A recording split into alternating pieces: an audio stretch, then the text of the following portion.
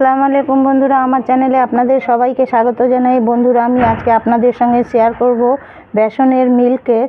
এই বেসনের milk cake করার জন্য লাগছে, আমি এখানে নিয়ে নিয়েছি 1 বাটি বেসন, এখানে রয়েছে 2 থেকে 3 চামচ সুজি, এখানে রয়েছে ডালডা, এখানে কিছুটা ড্রাই ফ্রুটস আমি কেটে নিয়েছি, 4-5টা ছোটো এলাচ আর 1 বাটি চিনি। এই 1 বাটি যে বাটিতে চিনি নিয়েছি তারই পরিমাপ করে আমি এখানে 1.5 বাটি নিয়েছি বেসন। আর এখানে রয়েছে 2টো আমুল স্প্রে 10 টাকা দামের প্যাকেট।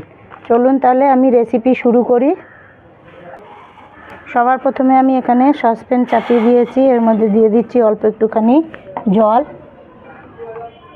আর দিয়ে দেবো এখানে যা চিনি নিয়েছিলাম সেই চিনি দিয়ে দেবো।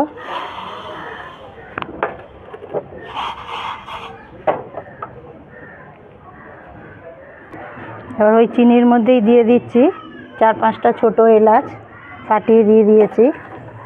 এবার এটাকে ভালো করে গলিয়ে নেব।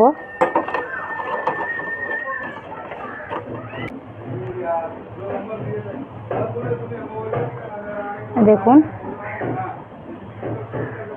1 তার চাশনি এটা করতে হবে। এবার এটা হয়ে গেছে, আমি সাইডে সরিয়ে দেব। আর একটা কড়া চাপিয়ে দিয়েছি, এই কড়াই দিয়ে দেব ডালডা। আপনারা চাইলে রিফাইন তেল বা ঘিতেও করতে পারেন।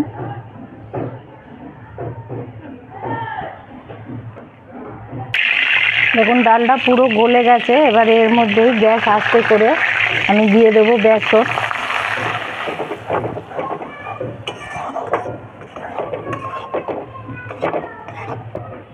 দেখুন এখন মনে হচ্ছে যে ডেলা পাকিয়ে গেছে, কিন্তু এটা যেভাবে যেভাবে ভাজা হবে এটা একদম মানে পাতলা হয়ে যাবে।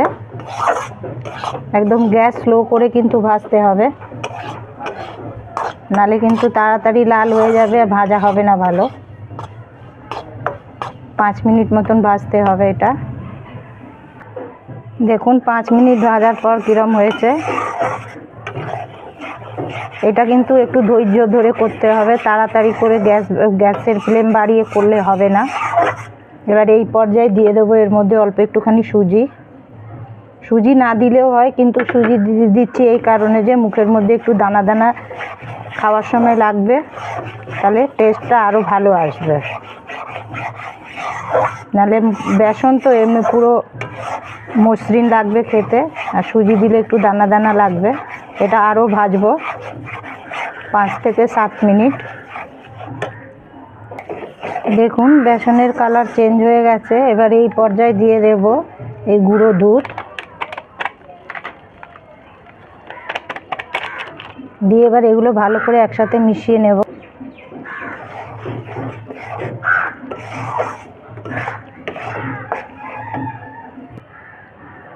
দেখছেন কত সুন্দর কালার এসছে, একদম হালকা বাদামি রঙের হয়ে গেছে। আর এই যে এরকম করলে যে দেখা যাচ্ছে এটা সুজির জন্য দানা দানা হয়েছে। এবার এর মধ্যেই অল্প অল্প করে এই যে চিনির শিরা করে রেখেছিলাম এটা দিতে থাকবো। একসাথে সব দেব না, কিন্তু অল্প অল্প করে দিয়ে মেশাতে থাকবো।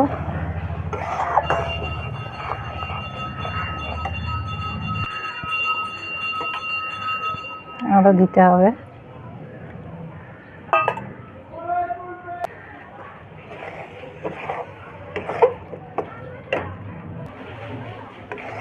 দেখুন কিরকম হয়েছে।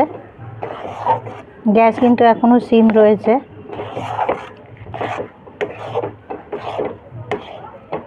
ভালো করে এটা একসাথে এরকমভাবে শুকানো অবধি এটাকে এরকমভাবে কন্টিনিউ চালাতে হবে।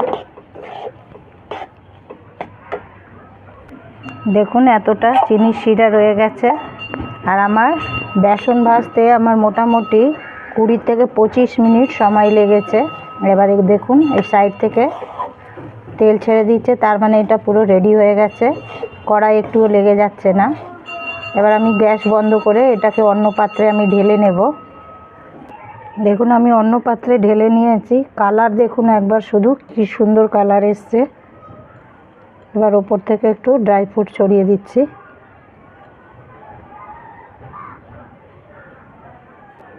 এবার এটা আমি ঠান্ডা করে পিস কেটে নেব।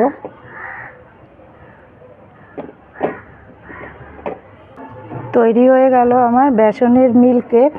দেখুন, এটা শক্ত হলে না, ঠান্ডা হলে আর একটু শক্ত হবে। এই যে দেখুন, একদম নরম। আপনারা বাড়িতে অবশ্যই একবার ট্রাই করবেন, করে আমাকে কমেন্ট করে জানাবেন কেমন হয়েছে। আর আমার রেসিপি যদি আপনাদের ভালো লাগে তাহলে প্লিজ আমাকে সাপোর্ট করবেন, আমার পাশে থাকবেন। যারা ইউটিউবে দেখছেন তারা সাবস্ক্রাইব করে নেবেন, আর যারা ফেসবুক থেকে দেখছেন তারা ফলো করে নেবেন। লাইক শেয়ার কমেন্ট করতে ভুলবেন না। দেখা হচ্ছে তাহলে আবার পরের ভিডিওতে। আল্লাহ হাফিজ।